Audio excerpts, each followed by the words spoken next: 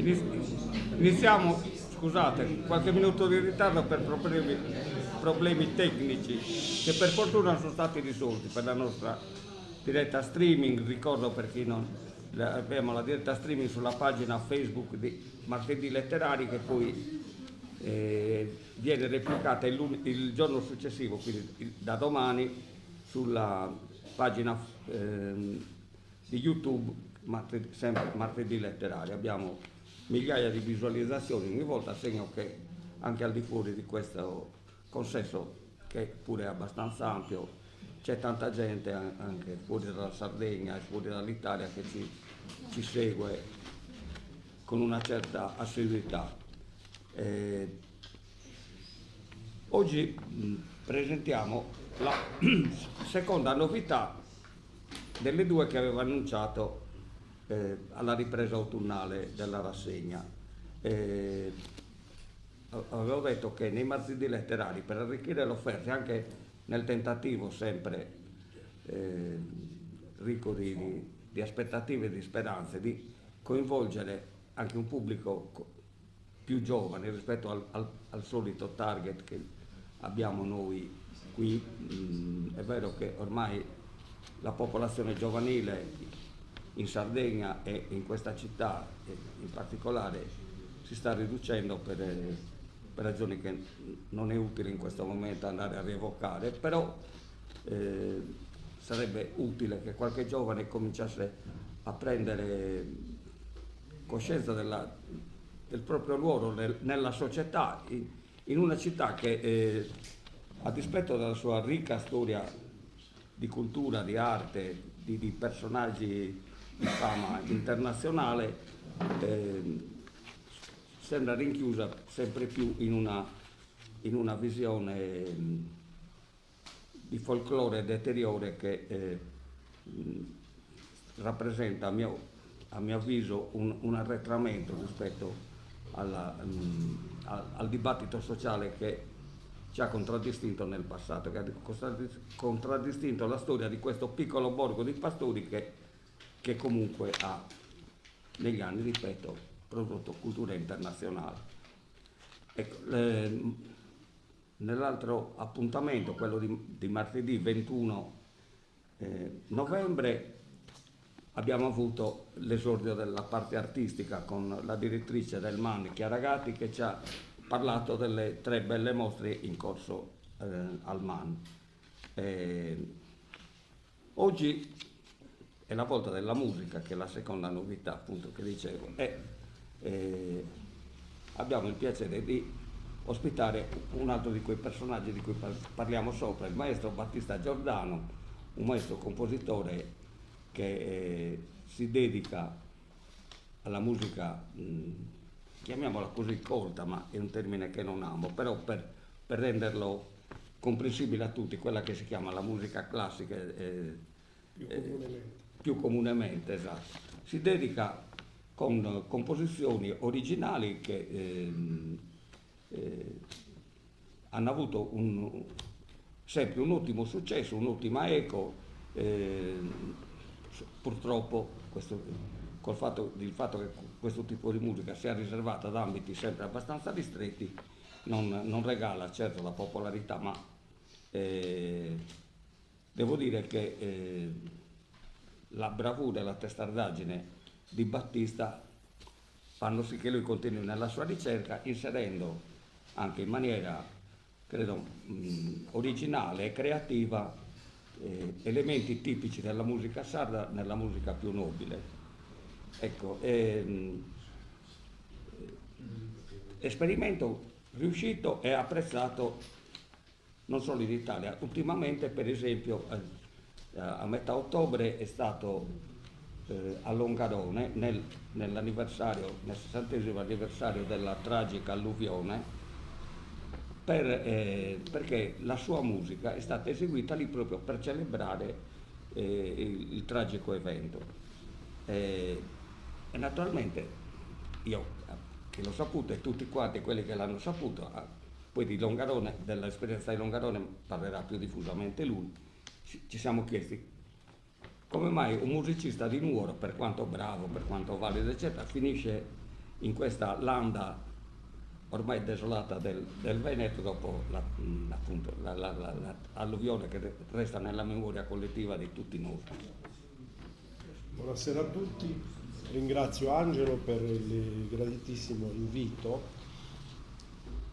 Con Angelo ci lega un affetto fraterno. Angelo mi lega, dicevo, grazie dell'invito, dicevo che Angelo mi lega un affetto fraterno, tanto tempo.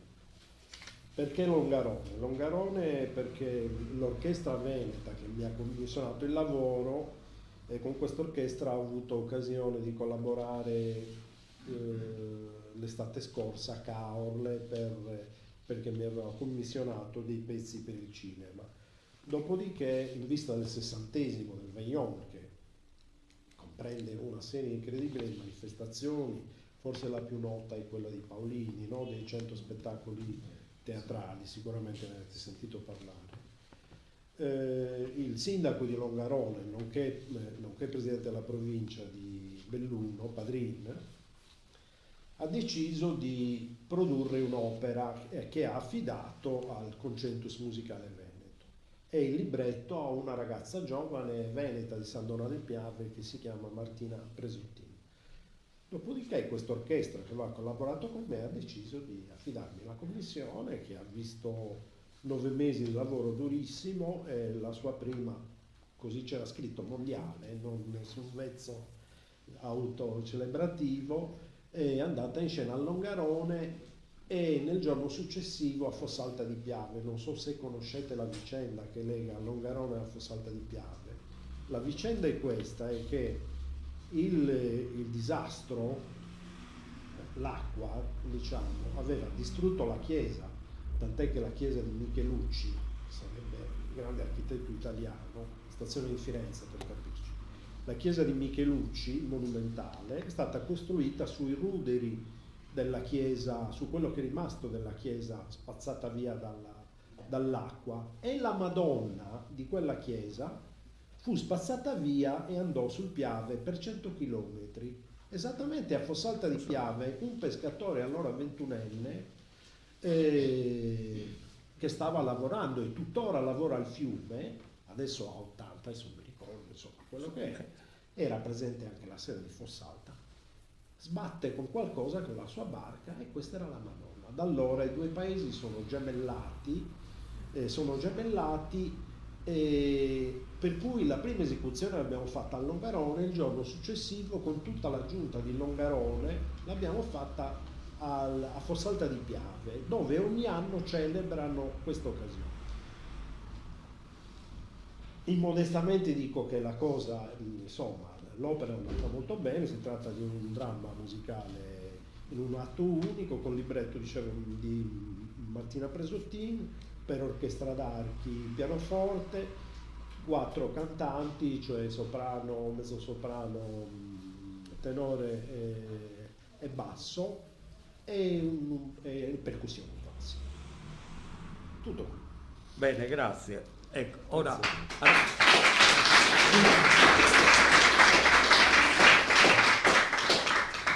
E adesso concludiamo questa breve conversazione sulla musica che introduce poi l'argomento centrale della serata con il prossimo impegno del maestro Giordano, che è un concerto della musica barocca della Roma di Caravaggio, che si svolgerà in Biblioteca Assata mercoledì 13 dicembre, che è un appuntamento molto particolare, molto anche affascinante per tutti i retroscena che nasconde, non solo dal punto di vista musicale, perché poi ci spiegherà il maestro Giordano se esegue musiche sue originali oppure se replicherà le musiche seicentesche tipiche dei contemporanei di Caravaggio, Frescobaldi, Pretorius, Monteverdi, eccetera, eccetera. Ricordando appunto che il rapporto, ma brevissimamente, che il rapporto di Roma con Caravaggio fu molto particolare, perché viveva intanto nel tuo quartiere. Esatto. L'artista era, Capomanzia. l'artista era un personaggio un po' particolare, molto estroso, sempre ai limiti della legge, per non dire oltre, che ha salvato la vita letteralmente, perché allora c'era la pena di morte, grazie solo alla sua ineguagliabile arte. E infatti Roma è ancora oggi è la città che conserva il maggior numero di opere di Caravaggio, ne ha ben 26 divise in 4 chiese e 2 gallerie d'arte, la galleria Borghese di Villa Borghese e la galleria Corsini. Quindi Battista, perché questa, perché a Nuoro la musica di Caravaggio e qual è il significato di questa serata? Allora, intanto vi spiego la genesi. Intanto si tratta di uno spettacolo dove c'è un testo scritto da Dottor Salis, che forse molti di voi conosceranno perché è il primario dell'Hospice, che è un appassionato, lui fa di professione medico, è un appassionato di Caravaggio. Dunque ha scritto un testo dove illustra, insomma, tutta la vita di Caravaggio, cerca di spiegare le cose, e ha chiesto a me di fare le musiche per questo spettacolo che faremo alla Biblioteca Sata, organizzato dall'Associazione per la ricerca sul cancro. Per questo il nostro intervento sarà naturalmente gratuito e tutti gli incassi saranno devoluti alla ricerca sul cancro. La cosa si farà 13 alla Biblioteca Sata, per cui troverete, sentirete parlare. Mi ha chiesto di fare le musiche di Caravaggio. Caravaggio è nato alla fine del Cinquecento, per cui tutti lo collocano nel barocco. In realtà lui, diciamo, forse è un anticipatore del barocco, perché barocco, diciamo, verrà un po' più tardi. Poi è difficile, insomma, stabilire esattamente l'inizio degli stili. E dunque il problema qual era? Nei 4 dipinti di Caravaggio ci sono delle partiture reali, cioè non sono, come dire, come posso dire, cioè come dire un disegno che fa una suggestione di una partitura. Sono partiture reali. Le 4 partiture sono 2 di Arcadelli, un compositore della scuola cosiddetta franco-fiamminga che aveva invaso l'Italia nel Cinquecento, l'altro di Francesco della Jolle, che è un organista fiorentino che poi per ragioni non proprio chiarissime si è stabilito a Lione e non è tornato più a Firenze, e l'altra di un altro fiammingo che è Baldwin. E queste composizioni sono 3 di queste sono con liriche di Petrarca. Voi sapete che il madrigale, diciamo, lo stile che ha caratterizzato la polifonia del 400-500, viene chiamato quel periodo petrarchismo, perché è stato forse il momento più alto dell'unione tra musica e testo, perché c'erano i massimi poeti e i massimi musicisti, i madrigalisti, tant'è che tuttora si dice quello è un madrigalismo. Cosa vuol dire il madrigalismo? Quando la musica asseconda un passaggio del testo, no? Se per esempio c'è una frase enfatica, la musica si curva, come dire, una sorta di sceneggiatura. Certo. Quello è il madrigalismo. Una colonna sonora, potremmo dire. Sebbene, come diceva giustamente Angelo, diciamo, il barocco formalmente nasce con Monteverdi agli inizi del Seicento, con la rappresentazione dell'Orfeo, le musiche hanno bisogno di consolidamento. Non è che i generi, non c'erano un hit-parade, vuol dire c'erano le scuole. E nel periodo di Caravaggio eravamo in pieno madrigale, perché il Sacco di Roma è a me quasi metà l'avevo scritto, non mi ricordo, insomma il Sacco di Roma risale al 1527, a opera dei Lanzichenecchi, e lì teoricamente finisce il Rinascimento. Per cui in Italia c'è la polifonia franco-fiamminga, che è fatta dai fiamminghi che avevano una tecnica spaventosa, e questo ha fatto la fortuna dei grandi polifonisti italiani, Palestrina in primis. Le due scuole polifoniche italiane erano Roma e Venezia. La scuola di Roma, diciamo, dopo la metà del Cinquecento, con la morte di Palestrina, ci sono gli allievi, e col Sacco di Roma inizia anche un declino, nel senso che il principale committente, tutti aspiravano ad andare nelle corti, ma tutti aspiravano a scrivere per la Chiesa, no? Scrivere per le cappelle, Sistina, Paolina. C'era un po' anche una costruzione. Sì, no, però voglio dire, era l'onore massimo, era il massimo onore. Diciamo, quella Roma sfiorì è a favore di Venezia, dove cosa stavo dicendo rispetto a... No, Sì. il Lasekeneg, il madrigalismo, Sì, esatto, sì, le due sì. scuole principali Sì. di Venezia, eccetera. Esatto, sì, sfiorì a favore di Venezia, tant'è che per esempio si racconta nei libri di storia della musica che le musiche dei compositori, tipo Anerio, gli allievi di Palestrina, venivano spesso trovate in Cantarearinghe, venivano usate per i Cantarearinghe nei mercati di Roma. Sì, sì.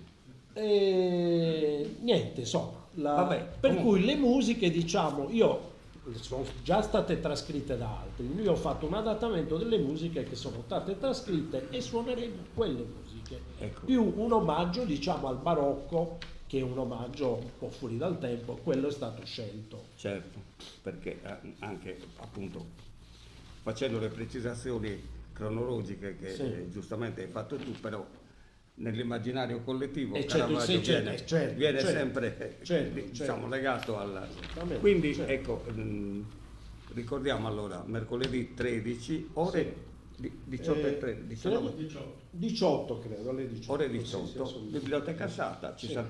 ci saremo perché oltre il piacere di sentire buona musica in un ambiente gradevole, ci sarà la possibilità di concorrere a un'opera di beneficenza importante che è come l'assistenza ai malati di tumore. Ringraziamo il maestro Giordano. Ringrazio te, ringrazio voi.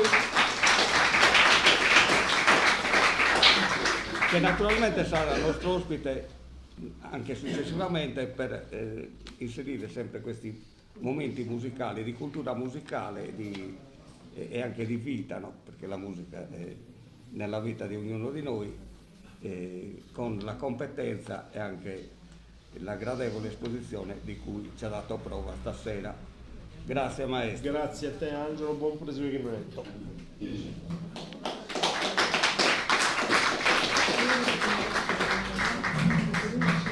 Adesso scusate, per ragioni di regia,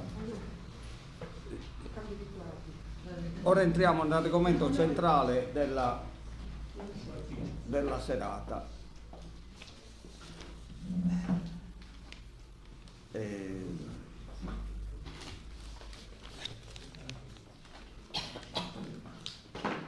Ecco, anzi, a proposito di arte devo fare una precisazione perché molti mi hanno chiesto della mia cravatta. La mia cravatta è un'opera unica. Ti faccio vedere.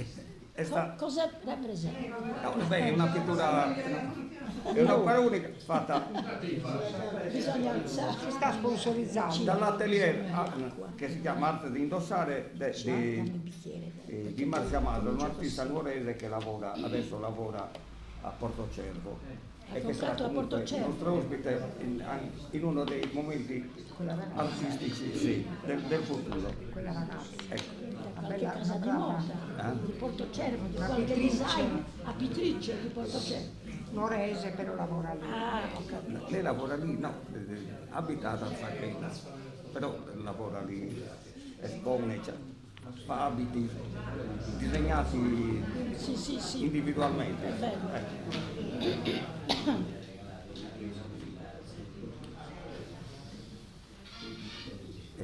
Oggi parliamo di,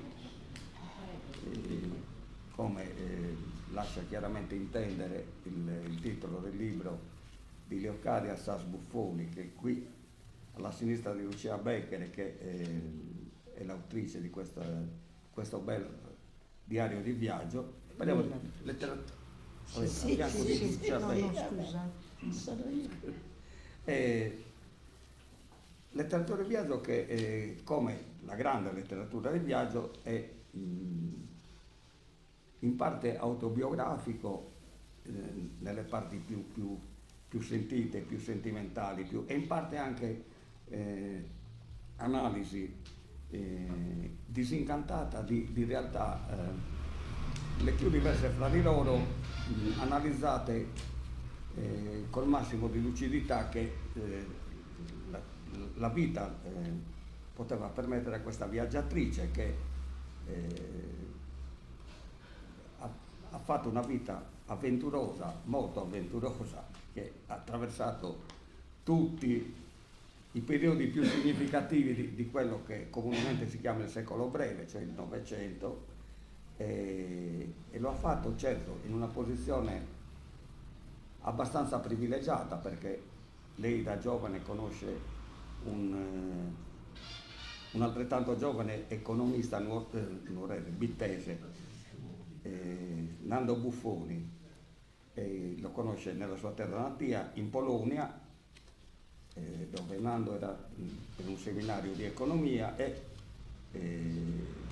diventa la sua compagna di vita, e insieme a lui vive appunto tutti i fronti più caldi di quel secolo tormentato, che ci ha lasciato anche parecchi strascichi nella vita internazionale attuale, i conflitti e quant'altro. Leocadia, che di buona cultura, nasce in Polonia, ma fin da primissima infanzia vive gli orrori del nazismo. Il padre è deportato in Germania, costretto a lavorare perché i giovani tedeschi dovevano andare al fronte, poi liberata dall'arrivo dell'Armata Rossa, che dopo aver sconfitto i nazisti nella madrepatria con un impegno di vite umane enorme, arriva fino a Berlino, a metà Berlino, con quello che poi diventerà la famosa divisione che darà vita alla guerra fredda. Lei torna in Polonia, trova un paese devastato dalla guerra, però allo stesso modo ha conservato una famiglia unita e solidale, che consente comunque di riconquistare una vita accettabile, di avere finalmente, dopo tanti anni di buio, una speranza di vita. E poi li conosce Nando Buffoni, da lì inizia il suo viaggio, di cui parlerà più dettagliatamente con Lucia, e che infine si conclude come buon ritiro in Sardegna, anche se devo dire che i due coniugi manifestano in maniera evidente ognuno il profondo ecco, la Polonia contadina e la Sardegna hanno in comune un attaccamento, molto radicato alla propria identità, e quindi ognuno dei due si sente cittadino del mondo, ma allo stesso tempo non può fare a meno di sentirsi cittadino polacco e cittadino sardo. E questo si traspare anche chiaramente nel bel libro, perché nei racconti che ci regala Leocadia nelle pagine del suo libro è evidente che tutto viene rapportato a una visione del mondo propria della terra che li ha generati. E attraverso gli occhi di Leocadia vediamo anche la visione del mondo di Nando, con cui ha la fortuna di vivere una vita intensa, molto, molto molto solidale e avendo intorno dei figli che entrano a pieno titolo in questa dicotomia, in questo dualismo positivo e che si sentono quindi anche loro polacchi e sardi. Il libro La vita è un viaggio si inserisce nel filone della letteratura di viaggio che è sempre stato un genere che ha affascinato l'uomo, anche perché raccontando esperienze vissute dall'autore consentono a chi non ha avuto la possibilità di fare la stessa occasione di vita, di approcciare luoghi lontani, genti diverse, e di prenderne in maniera metabolizzata il senso, la realtà, la vita, l'attaccamento alle persone, la religione, la cultura, insomma è fare il viaggio con gli occhi di un altro, come si dice,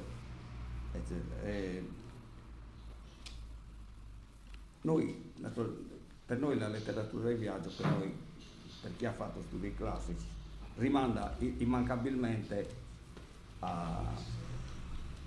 all'Odissea di Omero, oppure anche alla Divina Commedia di Dante, però a differenza del libro di Leocadia, quelli sono libri di fantasia, cioè raccontano viaggi immaginari, basati certo sulle conoscenze che avevano allora i viaggiatori dell'epoca, però molto spesso i viaggiatori allora erano i mercanti e i naviganti che ogni volta che rientravano in patria, per accrescere anche la loro importanza, colorivano abbondantemente le esperienze poi fatte realmente.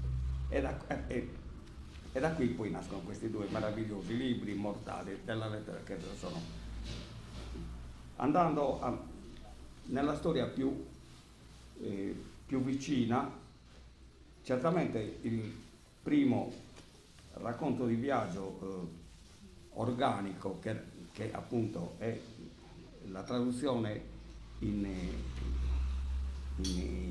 iscritto di un'esperienza realmente vissuta, è naturalmente Il milione di Marco Polo, che lui dettò a Rustichello da Pisa intorno al 1300, quindi Marco Polo che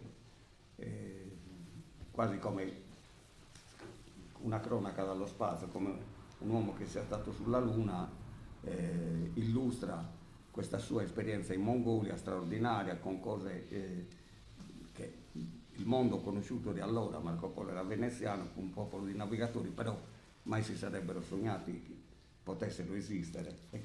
E quindi anche lì un libro di grandissimo successo, anche perché ripeto, quasi un libro di fantascienza, letto dai contemporanei di Marco Polo. Naturalmente poi la letteratura di viaggio si diffonde, soprattutto quando si diffondono i viaggi, per esempio, e nell'Europa del Settecento, per esempio dell'Ottocento, tutti i rampolli delle famiglie nobili, delle famiglie più in vista, avevano il dovere di viaggiare per l'Europa, e le tappe erano quelle, naturalmente Roma, Parigi, Berlino, le grandi capitali dove le culture cominciavano a fondersi e diventavano delle vere e proprie metropoli della diversità culturale, dove le culture si incontravano, si fondevano e producevano grandissimi capolavori in tutti i settori dell'arte e della cultura. Certamente l'esempio più famoso, che probabilmente tutti conosciamo, almeno per averlo sentito nominare, è Il viaggio in Italia di Goethe, straordinario, perché Goethe si dimostra un abilissimo narratore, anche un abilissimo antropologo e sociologo nell'analizzare le varie realtà con cui si trova a che fare in questo viaggio anche in parte avventuroso con i mezzi di allora. Voglio ricordare ancora, sempre, però qui siamo sempre nel campo più dell'avventura, tipo Robert Louis Stevenson, che fa tantissimi racconti di viaggio, Jerome Klapka, Martini letterari, che Francesco Cucca, l'onorevole Francesco Cucca, che per una serie di vicissitudini personali va a lavorare in Tunisia, a lavorare come commerciante di legnami, e scrive Le veglie beduine, raccontando in versi, cioè nella forma letteraria che più era consona allora nella Nuoro di fine 800, primi del Novecento, raccontando la sua esperienza nel deserto, quindi i beduini con le loro usanze, i loro ritmi, il loro metodo di vita. Esce un poemetto divertente, ma anche lì molto istruttivo, perché è la narrazione reale di un'esperienza che lui ha vissuto. Scusate, la chiudo qui perché altrimenti togliamo spazio al cuore della nostra conversazione, che è Leocadia, che parlerà adesso con Lucia Becchere, illustrando quelle che sono qual è prima di tutto, domanda che fa, qual è la molla che l'ha spinta infine, dopo tanti anni di girovagare per il mondo, a mettere nero su bianco, cioè a condividere questa sua esperienza così particolare. Prego. Allora, io mi alzo per deformazione professionale, anche perché mi sentite e mi vedete meglio tutti in fondo. Torniamo al libro. Devo dire che è con molto onore che io vado a presentare, a parlare di questo libro di Leocadia. Lo faccio anche con molta emozione, perché a lei mi lega una profonda amicizia e una grande stima. Il libro è un libro di viaggio, ma io ho viaggiato con lei nel leggerlo, come viaggerebbe qualsiasi lettore quando lo va a leggere, perché è fatto, è raccontato con sentimento, con una misurata eleganza e con una partecipazione così attiva, per cui è impossibile che un lettore non si senta trascinato in tutto il suo percorrere, perché in lei riaffiorano tutti i ricordi nitidi, i personaggi, i luoghi, la famiglia, gli avvenimenti, quasi volesse ricongiungersi con tutte queste cose che sono passate. E quindi riaffiorano in lei e le porge al lettore nelle sue pagine. Un riaffiorare che non è rimpiangere, non è solo nostalgia, ma è un volere insegnare, cogliere e mostrare e porgere anche agli altri quella che è stata la sua esperienza vissuta. E vi dico che lei è custode di una storia straordinaria, di una ricchezza immensa, perché l'ha vissuta appieno, da bambina curiosa e intelligente qual era. A lei non sfuggiva niente, perché aveva questa curiosità culturale di sapere, di vedere, di ricordare, che ne ha fatto di lei una donna straordinaria quale essa è oggi. Una storia non è una storia, sono tante storie che si concatenano insieme, e il messaggio che nasce da questa lettura è un messaggio che si suggerisce il fatto che le migliori risorse nella vita noi le troviamo in noi stessi, non le troviamo negli altri, le troviamo in noi stessi se viviamo quegli avvenimenti, se noi li esaminiamo, se noi li filtriamo e se noi ne facciamo tesoro di questi avvenimenti. E questa è la bellezza del racconto, del suo viaggio. Il viaggio comincia, diciamo un po' che lei è una predestinata al viaggio, ma però il vero viaggio le comincia quando le si aprono le porte, si aprono gli orizzonti, vede mondi inimmaginabili, delle cose che ma nessuno avrebbe potuto immaginare. E questa ricchezza dove l'umanità si porge, dove l'umanità recita, dove occupa un ruolo che è dovuto a ognuno di noi, si concatenano nella sua mente e nei suoi ricordi e soprattutto nella sua formazione umana e culturale e professionale che praticamente si porta dentro. Dicevo che lei è una predestinata al viaggio. Perché dico questo? Perché da bambina di 6 mesi, io non racconto il libro perché è bello che voi ve lo leggiate, ma vi porto a capire chi è il personaggio e perché è diventato così questo personaggio e perché lei ha scritto questo libro. Quando lei, bambina di 6 anni, come accennava, viene tradotta, la famiglia viene tradotta prigioniera in Germania, lei abita al centro della Polonia, non mi ricordo mai il nome del paese, comunque ce lo dirà lei, e viene portata prigioniera, la famiglia viene tradotta prigioniera e costretta a lavorare per conto di proprietari terrieri. La mamma farà la domestica e lei è con un fratello e ricorda, stiamo parlando del 41, lei ci rimarrà 5 anni, 5-6 anni, e lei ricordi ce li ha nitidi nonostante quell'età. Ricorda gli aerei che bombardavano, loro che scappavano nella cantina a nascondersi in mezzo alle patate, vivevano in una unica stanza dove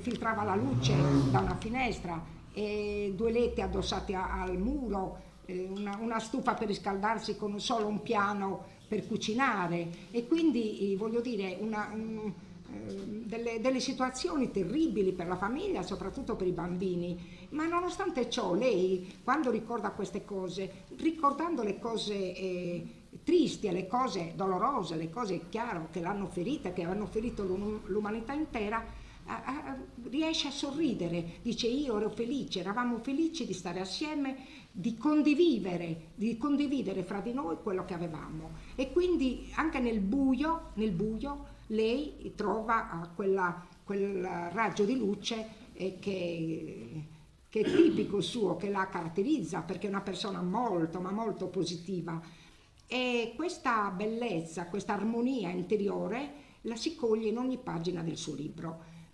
Il primo viaggio dunque che lei compie è questo, ma subito ce ne sarà un altro di viaggio, cioè ci sarà il viaggio di ritorno, perché quando, come diceva Angelo, i russi li libereranno, la famiglia ritorna nella casa che avevano lasciato. Poi le descrive tutto il modo rocambolesco con cui sono tornati, in che modo, le difficoltà che hanno avuto, ed è una descrizione minuziosa, descrizione viva, come se lei stesse fotografando la realtà di quel momento, non la stesse ricordando, la vive in quel momento, ma la vive, la cosa bella, è con gli occhi da bambina, per cui lei non finisce mai di sorprendersi nelle sue storie e anche di sorprendere il lettore.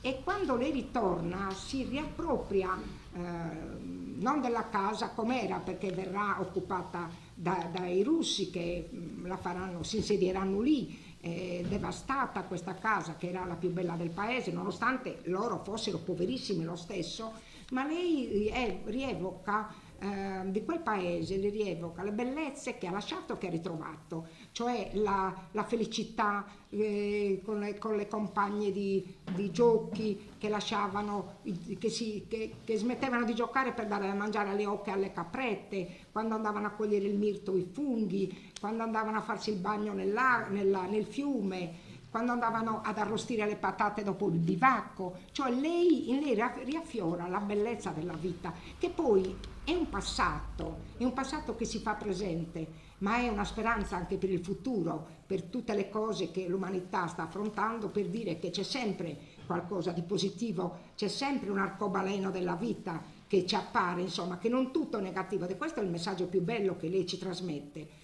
E in questa paese che lei ricorda, guardate che sono delle pagine di vera poesia, quando lei ricorda questo paese, perché lei dice non c'era niente, eravamo poverissimi ma eravamo felici, nonostante tutto eravamo felici perché non avevano nulla, si accontentavano di tutto, godevano delle piccole cose, c'era l'aggregazione della famiglia, questa famiglia grande nel senso metaforico della parola, questa famiglia unita, questa mamma dolcissima che le ricorda, che poi perderà giovanissima, aveva 18 anni lei quando perderà la mamma. Ci sarà un padre che era molto bravo, era amante dello studio, era attento ai figli, e questa famiglia che dimostra un'attenzione per la cultura, cioè tutti lì volevano studiare, quindi la incoraggiano, come tutte le altre, a studiare. E lei racconta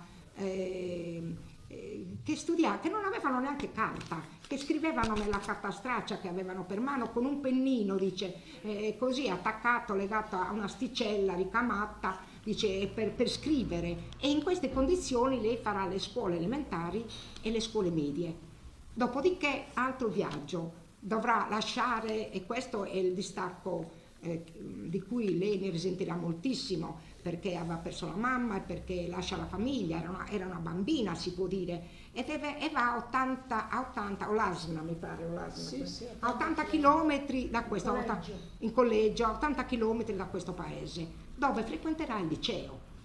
E lei è molto brava, perché è una bambina intelligente, una bambina curiosa, era molto bella, lo è anche oggi, comunque aveva tutte queste qualità che erano un segno di vita, di creatività, di positività, e lei appunto va a studiare, a 17 anni si matura, giovanissima, altro salto, altro viaggio all'università, deve andare all'università. L'università è a Lublino, Cattolica di Lublino. L'università cattolica in filologia romanza, si scrive in filologia romanza. Badate che a 22 anni è laureata, trova subito il posto nel Ministero Ministero del Commercio. del Commercio, diventa subito un quadro perché è bravissima, la mandano a destra e a sinistra, quindi non era una persona qualsiasi, una persona che aveva già un avvenire davanti a sé. Ma in questo all'Università a Lublino succede una cosa che l'accompagnerà per tutta la vita. Conosce quello che sarà il futuro Papa Wojtyła, e allora era arcivescovo di Cracovia, e lo conosce perché lui non era ancora Papa, andava a dare lezioni all'università e lei si infilava per volerlo sentire. Io voglio chiedere a Leocada di ricordarci questo incontro, perché è una cosa bellissima, lo sentiamo dalla parola dell'interessata. Prego. Posso essere seduta? No, tranquilla, Certo. sono io che sono sempre in piedi, tranquillo. Allora, io sono stata molto fortunata che all'Università Cattolica di Lublino, che era una cosa rarissima che nel blocco comunista esisteva, unica università cattolica privata, finanziata dall'emigrazione polacca in America e anche dei soldi di Vaticano, dove c'era la metà facoltà teologiche e la metà facoltà normali come le lingue, storia della filosofia, letteratura polacca, psicologia, tutte le altre facoltà. E Karol Wojtyła veniva 2 volte alla settimana con il treno da Cracovia, che 2 ore del treno per Lublino. Lublino si trova, è una grande città polacca, si trova verso la frontiera con l'Ucraina. Insegnava nelle facoltà teologiche, ma le sue lezioni erano aperte per tutti, e siccome insegnava etica, morale, teologia e etica, e tutti gli studenti potevano venire, l'aula era aperta. Siccome era un personaggio estremamente popolare, molto allegro, molto spiritoso, gentilissimo, salutava tutti, chiamava per nome, diceva venite, venite. E così le sue lezioni diventavano lezioni di vita. Ci insegnava di vivere bene, ci insegnava cosa è morale, cosa è bene, cosa è male. E eravamo, io ovviamente esame di questo non ho passato perché non era nel mio curriculum, però tutti gli studenti andavano, era popolarissimo. E poi organizzava una volta al mese viaggi nelle sue amate montagne, a Tatri, si chiamavano Rite Studentsky, Rite Viaggio dei Studenti. Sfortunatamente andavano solo gli uomini, io non so potuto mai andare, andavano in montagna con le tende per un weekend dove si pregava, si cantava, si faceva fuoco di bivacco, si scalavano le montagne, si faceva una vita da scouts. Lui era un membro adorato dai studenti e quindi io ho un ricordo meraviglioso di lui. Quando poi ho saputo, dopo tantissimi anni, nel 78, che è diventato Papa, non volevo crederci che l'ho conosciuto personalmente. Allora, noi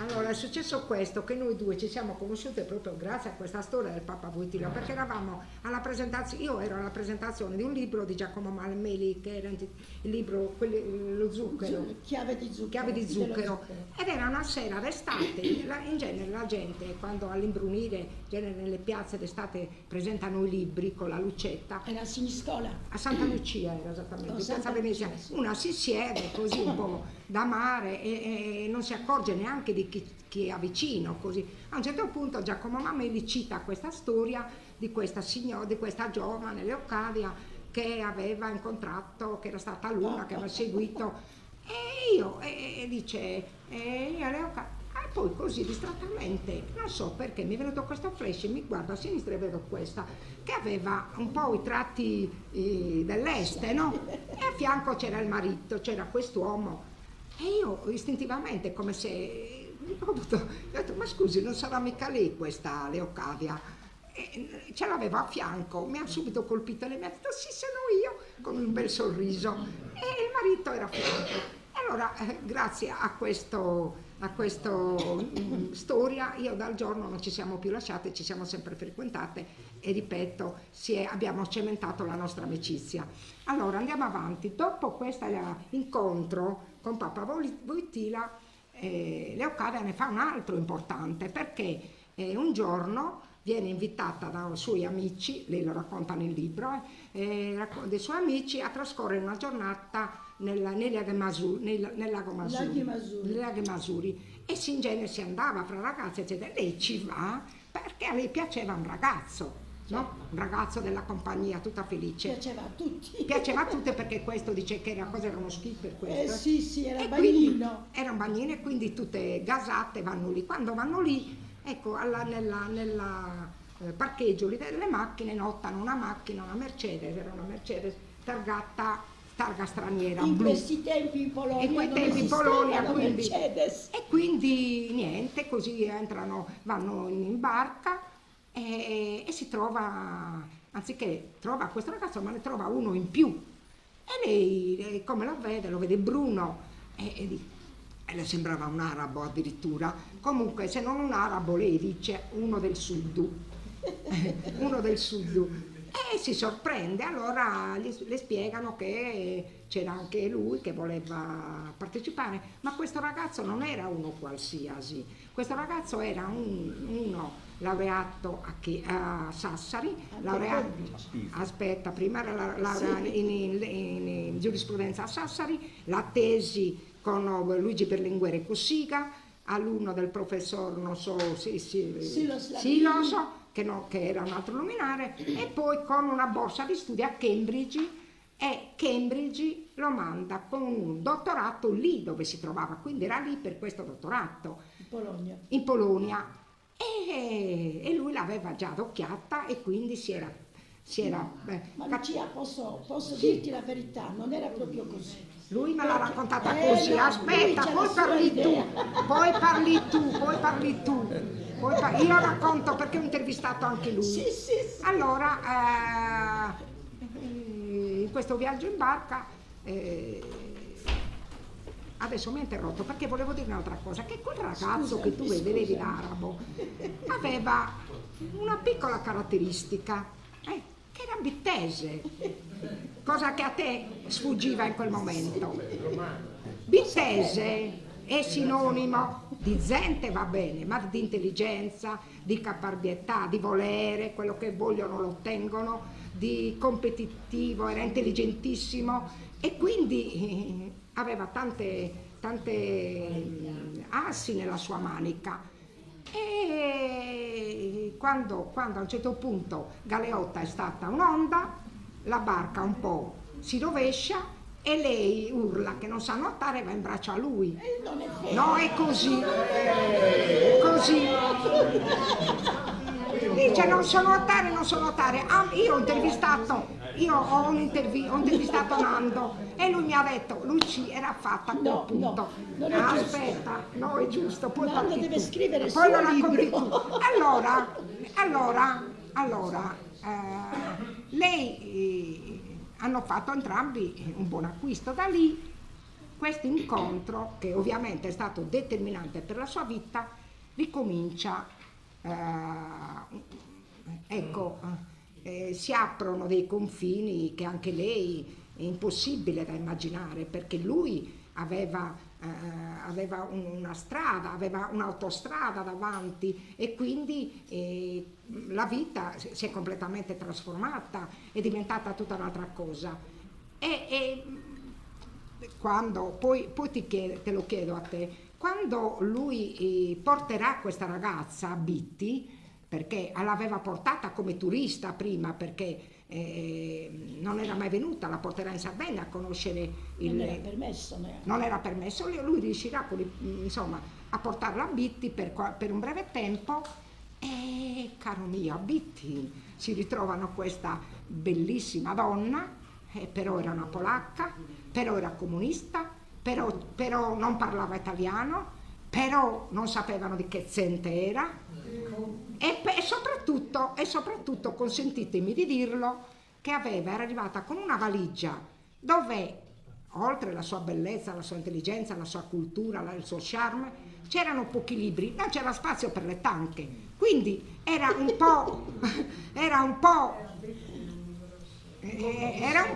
una botta. Fatto sta che dopo questa breve, non so se hanno ingoiato il rospo, comunque lei aveva dalla parte sua l'uomo e ha fatto bene a fregarsene, la riporta e per riprendersela bisognava sposarla questa giovinotta. E cosa succede? Che si sposano, lui affretta un po' le cose, si sposano a Stettino e sceglie lei e lui questa località di Stettino, che è una località rinomata per la pace, lo fanno in un modo rocambolesco, leggetevi il libro, e la sposa perché io gli ho chiesto, ma perché proprio Stettino? Perché dice era una località della pace per dire ai nostri figli quando erano grandi che mai avrebbero dovuto fare la guerra. Vero. E quella era poi c'è tutta una storia, televisione e cose varie. Quando si sposa, poi il secondo matrimonio lo fanno a Saccargia, quello religioso, perché lui dice che era molto fedele della Madonna di Saccargia. Io, perché anch'io ogni tanto non mi faccio i fatti miei, gli chiedo descrivimi questa sposa. E lui me la descrive così, poi chiediamo a te di descrivere a lui. Allora lui mi descrive questa sposa, guardate veramente, io non ho... Se un uomo, se un marito vuole fare una dichiarazione d'amore, prenda uno spunto da... Lui mi ha detto, era bellissima, aveva 27 anni ed era vestita di bianco. Era riservata e molto profonda. Dice, avevo colto in lei tante qualità, ma man mano che la conoscevo ne coglievo delle altre, sempre di più, sempre di più. Era la donna intelligente che avrei voluto sposare. Era la donna che mi ha accompagnato a tutte le novità a cui andavo incontro per la mia carriera, per il mio avvenire. Era la donna alla quale io ogni volta dicevo che dovevo andare in questo posto e che lei mi rispondeva andiamo. Oh, scusate. Allora, descrivimi tu. Allora, siccome Nando Buffone è qui presente, per chi non lo conoscesse, alzati Nando che ti vedo.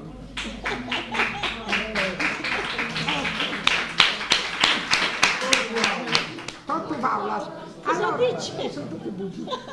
Allora chiediamo a Leocadia come ha fatto questo incontro, come è successo allora questo incontro e perché E perché Sì, l'hai catturato? allora, Qualcosa successo c'era- così va bene. Perché lui dice che poi ti ha invitato il vino ungherese perché era di moda allora. Tutte le cose. Dai. Allora, no, io vivevo in Polonia, stalinista, però avevo un buonissimo lavoro e devo dire qui due parole, che non tutto il sistema stalinista era brutto, perché noi eravamo molto poveri, ma tutti i miei fratelli e io ci siamo laureati con le borse di studio. Non costava niente né college né università. Certo, non avevamo libertà, non avevamo questo, non avevamo niente, però le scuole, la cultura, libri costavano 2 soldi. Noi siamo figli di un padre senza niente, i miei fratelli sono tutti laureati, io ho avuto un buonissimo lavoro a Varsavia e avrei potuto fare una carriera magari in diplomazia commerciale, come addetta commerciale all'ambasciata. Ho lasciato il mio buonissimo futuro perché mi sono innamorata di Nando, ma io non è che ero così cieca, io non avevo assolutamente voglia di venire in Occidente, come tanti polacchi che fuggivano. Io no, io stavo bene nel mio paese con la mia famiglia. Però questo uomo mi ha affascinato e poi sono venuta per un anno prima come fidanzata per vedere. E mi sono convinta che la Sardegna e soprattutto la famiglia di Nanno erano le persone straordinarie.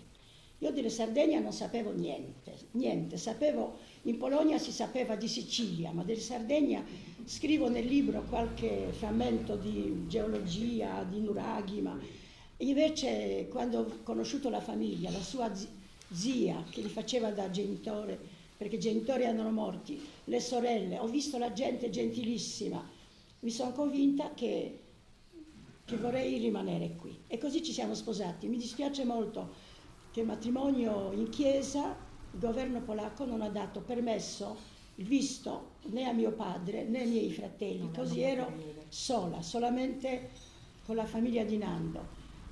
Devo dire che in fondo avevo anche qualche presentimento che poteva succedere qualche cosa e così ho lasciato il mio passaporto polacco per tanti anni. Nel caso se non andasse bene potevo sempre tornare, perché non si sa mai come si fa. Evidente. Con tutto rispetto e amore, perché bisogna essere anche un pochino più concreti. Andavo verso la società completamente diversa, la cultura diversa, lasciavo per sempre mia famiglia e i miei amici, e i miei tutti grandissimi amici che avevo in Polonia. E certo, era una decisione molto molto seria, però come si fa? Quando si innamora si fa. E così poi abbiamo girato tutto il mondo. Allora, dopo questo matrimonio comincia la grande avventura per il mondo. Lui è un grande personaggio, fondatore di banche commerciali nel mondo, 9 anni a Manila, però Leocadia, come tutte le mogli di questi personaggi, non può lavorare, non deve lavorare perché ha tutta la servitù attorno. No, ma qui non mi hanno riconosciuto diploma. Sì. Io volevo insegnare, eravamo No, un ma lui, anno. quando eri con lui che girava il mondo, sì, non potevi no. lavorare. No. E allora cosa succede? Che lei, siccome è creativa, attiva e intelligente, va a frequentare un corso di pittura con un famoso maestro di Shanghai. Cinese. E diventerà maestra di pittura lei cinese. Sì, lei dice, io, lo dice nel libro appunto, io ho frequentato questo corso, ma non solo ho imparato la pittura, ma mi sono impadronita di tutta la cultura, la dottrina orientale. Lei era una grande studiosa, e quindi ha girato ovunque, ha conosciuto le abitudini, la cultura di diversi popoli, si è arricchita e poi contemporaneamente si sono formati la famiglia, insomma hanno conosciuto mezzo mondo, hanno avuto le loro esperienze positive, negative, c'è stato anche qualche brutto episodio, come certo. Quando poi se tu ne vuoi lo racconti, però dopo tanto peregrinare poi, come diceva lui, sono tornati a Sassari e sono di una famiglia di pensionati che si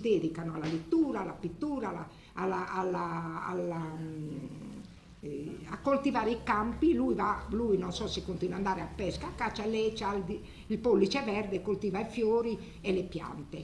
Ora Leocadia, io ti voglio chiedere, tu hai raccontato tantissime cose, guarda, io ripeto, qualcosa l'ho detta, ma io lascio che uno abbia il gusto di leggersele, ma sicuramente c'è qualcosa che tu non hai raccontato e che ci vuoi raccontare adesso, di importante, di bello, qualcosa che ci vuoi dire oggi in questo momento, che nel libro non ci racconti? No, io sono molto fortunata perché ho una memoria molto forte, quindi mi ricordo, e anche il mio talento per la pittura sicuramente mi aiuta di ricordare colori, di ricordare, io potrei dipingere quello, perché mi ricordo colori, ambienti, e questo è perché ho un talento per l'arte.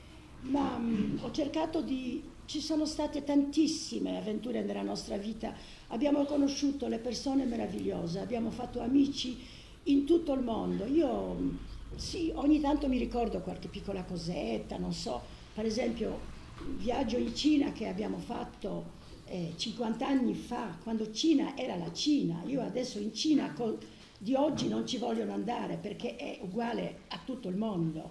Invece io ho fatto un anno dopo la morte di Mao, quando non c'erano le macchine, solo biciclette, quando tutta la gente era vestita uguale, quando tutte le donne avevano le trecce, non c'era niente nei negozi. Abbiamo visto barefoot doctors, medici a comune, tutta la storia. In Cina, non so, avevo una buffa esperienza che non ho scritto, sono andata all'albergo di Shanghai a pettinare, a farmi i capelli, ma ovviamente questo era 1977, non avevano idea come si fanno i capelli, cioè asciugamani erano uno per tutti, dopodiché non c'erano per asciugare i capelli, mi hanno asciugato con una specie di ferro così, però avevo i capelli sporchi, non potevo uscire. Poi la gente per strada, uscivano tutti a Shanghai per esempio, durante ora di pranzo, tutti sulla strada a fare arti marziali, che si chiama Tai Chi, queste varie cose così. Era necessario, ordinato dal governo, che dovevano fare esercizi. C'era Cina diversa. Poi per esempio un'altra avventura che non ho scritto, quando sono stata a Nepal, 1970, quindi sono 53 anni fa, e Nepal non aveva aeroporto, 2 baracche, e ci sono le famose mucche che camminano per strada.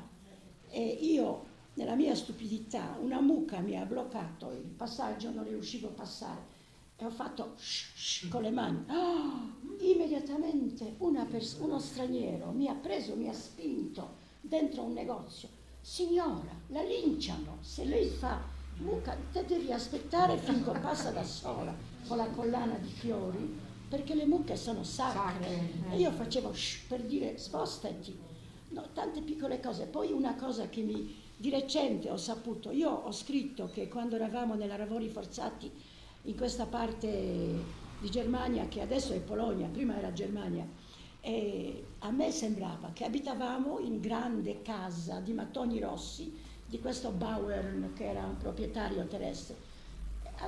Invece non era vero, perché qualche anno fa mio fratello è riuscito a trovare esattamente quel villaggio dove noi eravamo, e noi abitavamo in una baracca, e qualcuno che vive là si ricordava e diceva no, quelli polacchi, voi siete stati vicino animali, c'era allevamento di maiali e noi avevamo una baracca, e questo mi ha fatto arrabbiare ancora di più contro Germania, perché è così. No, io dicevo a casa, non era vero, eravamo schiavi.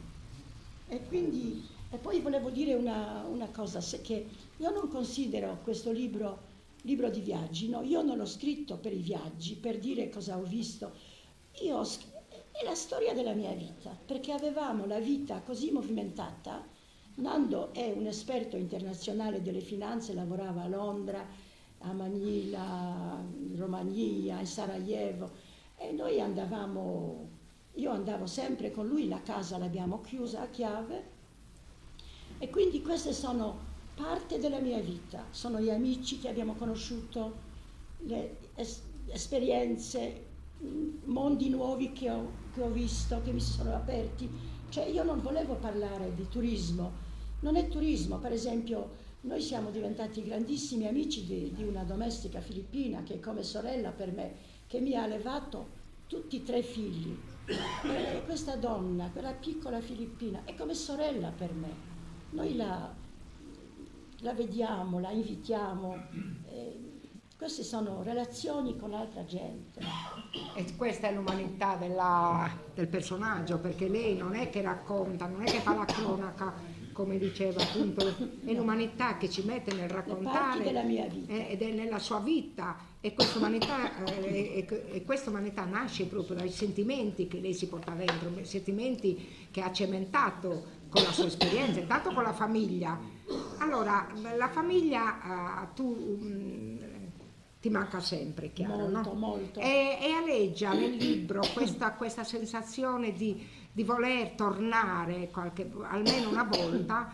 Lei dice: vorrei tornare almeno una volta per salutare il mio paese, per portare una preghiera nella tomba dei miei genitori.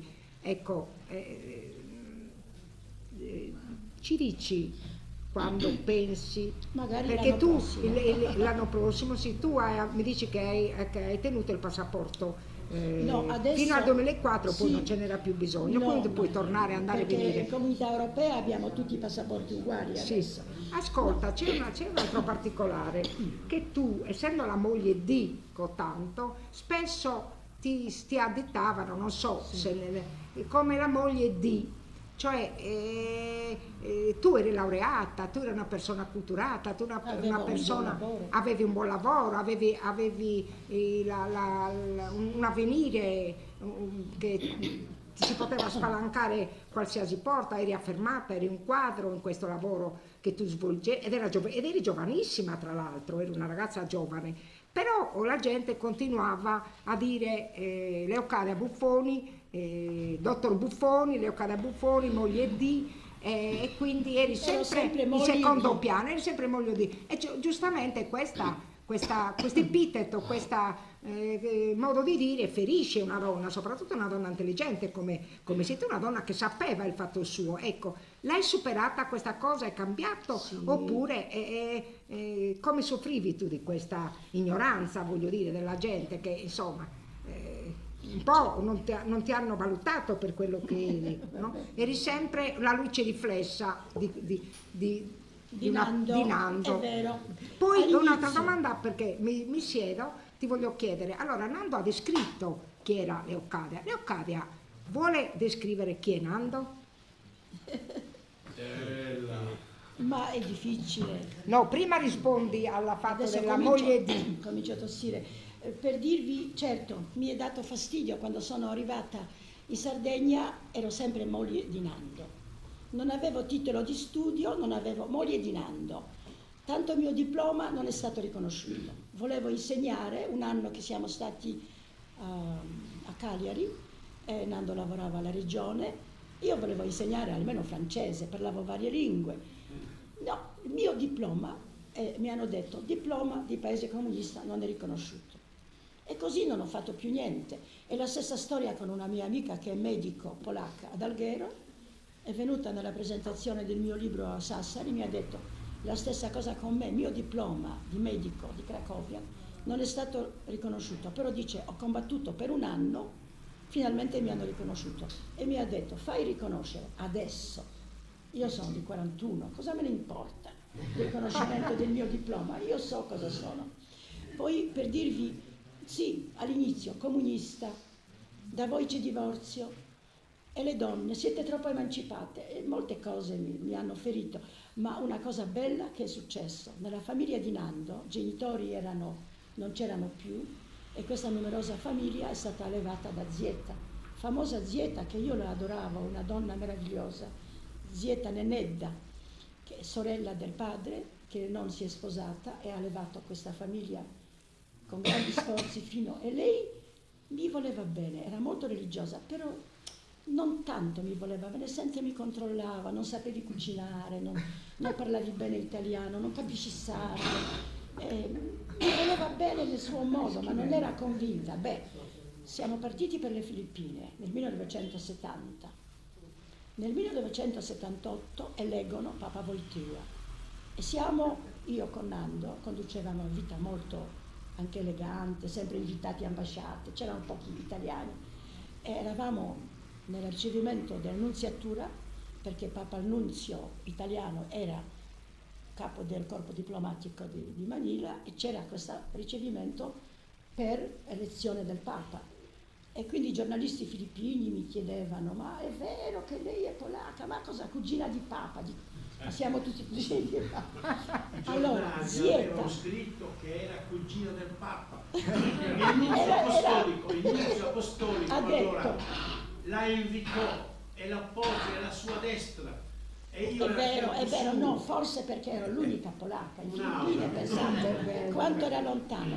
Allora, poi telefono, riceviamo, è notte, telefono da Zieta, da Sassari, e dice: Lucaria, mi chiamava Lucaria, Corizia, Lucaria, come mi chiamava? Leo Crema mi chiamava. Corizia, hai saputo? Hanno eletto il Papa. Dico: sì, Zieta, l'abbiamo appena saputo. Ma Papa polacco? Dico: Zieta, sì, quello che io ho conosciuto. E lei mi dice: Corizia, ti volevo dire, finalmente ho capito che anche voi polacchi siete della brava gente.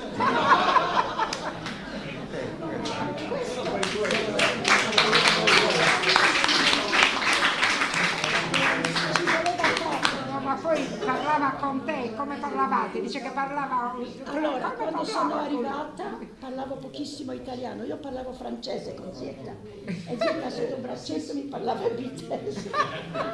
Ci siamo capite. Lei parlava bitese, grazie. No, poi Zieta, poi devo dire, adesso la famiglia di Nando, penso che mi stimano a Bitti e mi vogliono bene, come mi voglio bene io. Perché siamo... Come ho scritto nel mio libro, tanto girovagando per il mondo, vedendo tantissime persone, conoscendo le persone meravigliose, io ho capito che tutti siamo uguali, abbiamo gli stessi sentimenti, dolore, amore, paura, problemi per i figli, tutti uguali, qualunque razza, qualunque colore, qualunque lingua. Perché abbiamo la stessa umanità. Certo. E io sono proprio cittadina del mondo perché penso che siamo tutti uguali. Brava. Nessuno è diverso, né meglio, uguali siamo. Brava. Comunque non sottrarti, io prima di lasciarti Cosa devo dire di alle questo domande, agli interventi dagli uditori qui, chi è per te? Perché Nando l'ha detto chi eri tu per lui. Allora, chi è Nando Buffoni per Leocadia? Allora, Nando Buffoni per me è mio marito, che adoro, che voglio bene da 55 anni sposati.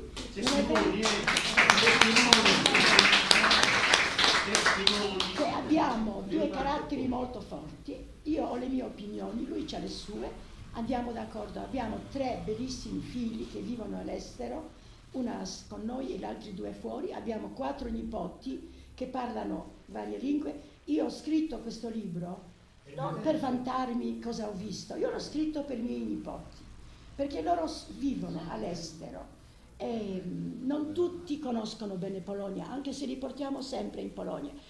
Io vorrei che loro sapessero che sforzi abbiamo dovuto sia Nando che io fare per vivere, per crescere, per studiare. Io vorrei che loro, che sono stati sempre hanno vissuto agiatamente, devono capire che la vita è conquista, lavoro, serietà,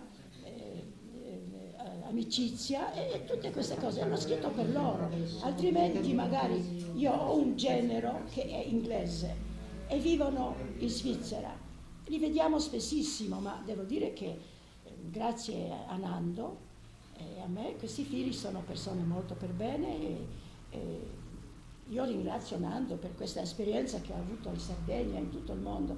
Certo, magari in Polonia l'avrei fatto la mia carriera, però è molto bello quello che mi è successo, quindi lo ringrazio. Brava.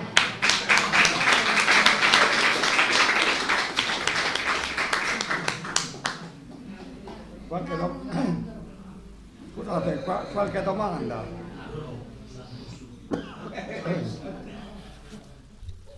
Qualcuno ha domande da porre? Argomenti non ne mancano in questa sia pur breve illustrazione dell'opera e della vita di Leocadia e della sua avventura. Leocrema, sì, così chiamava zietta. Diceva itesinara, itesinata, custa muzzere, non so come dice in dialetto, Leulalia, Lucaria, e Leocrema. Poi sono andata al negozio e ho visto che Leocrema era una crema.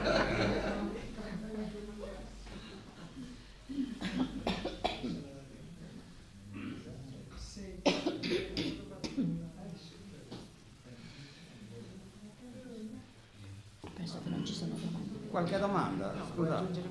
No, Professore, io volevo perché non dire, richiede ringraziare. quando mi faceva la corte?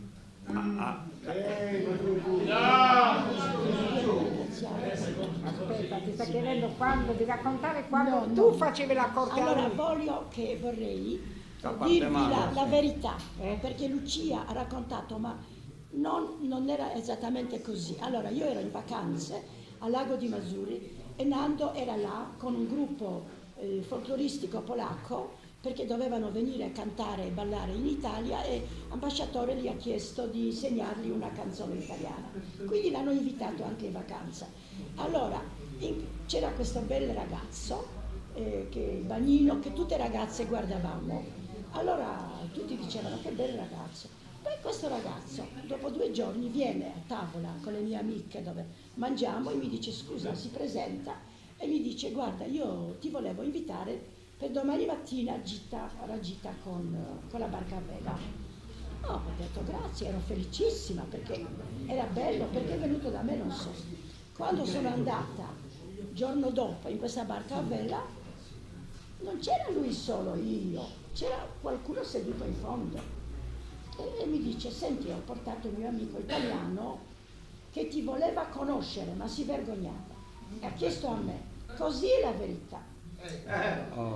Lui che era così coraggioso e così ho conosciuto attraverso le persone terze. Io non, ci siamo, come si dice? Galeotta l'onda, Nando, Galeotta quell'onda, anche se lei lo nega, ma è andata così. E il vino ungherese. E il vino ungherese che era di moda in Polonia. No, egli cave, che significa sangue di toro. In Polonia c'era solo questo in questi tempi. Poi volevo dirvi due parole sulla Polonia.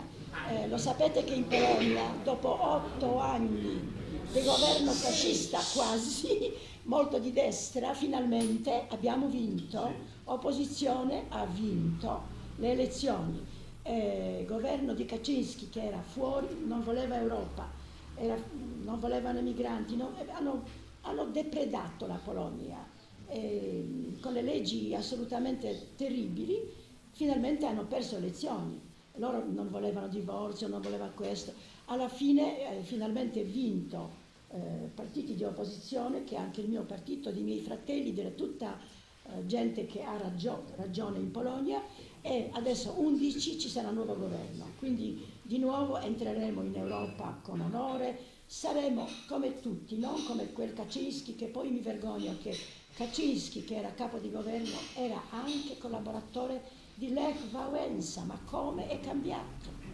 Wałęsa era combattente positivo, lui era terribile, solidarico, sì, ma lui ha introdotto le leggi fasciste, hanno fatto corruzione spaventosa, hanno tagliato tantissimi diritti che avevamo e poi gli è venuto in mente che Germania, dopo la guerra, che hanno già dato un piccolo risarcimento, Merkel ci ha dato, ci devono dare 3.000 miliardi di ovviamente sono cose assurde, siamo in comunità europea, nessuno ci paga già per... Quindi sono molto contenta che ha vinto opposizione e abbiamo un nuovo governo. Sì. Adesso per l'ultimo volevo ringraziare prima di tutto la vostra associazione martedì letterari nella persona del presidente dottor Angelo Attea, che mi ha dato questa possibilità di presentare il mio libro. Non so se vi piacerà, ma per me è stato un grande onore che siete venuti qui e che potevo presentarlo. E ringrazio moltissimo a Lucia, che è mia carissima amica, come ha detto, che non è solamente mia amica, ma una grandissima donna di cultura, scrittrice, giornalista bravissima, e che ha preso il suo tempo per intervistarmi. E poi volevo anche fare un complimento, che magari è molto sincero, ai abitanti di Nuoro, perché noi abitiamo a Sassari e leggo sempre tutte le notizie di Nuoro, ma voi siete all'avanguardia della cultura in Sardegna.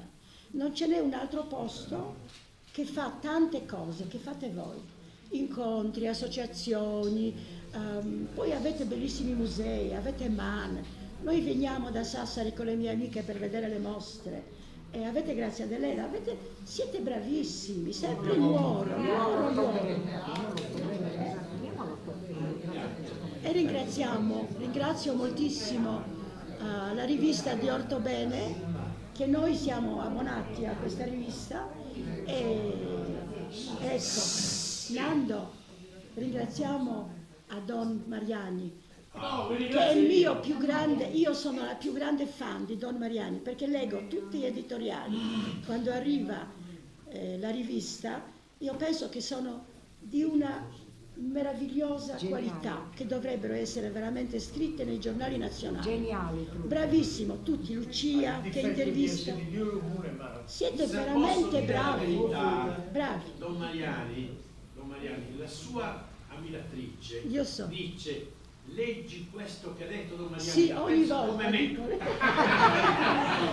Quindi grazie tante a tutti.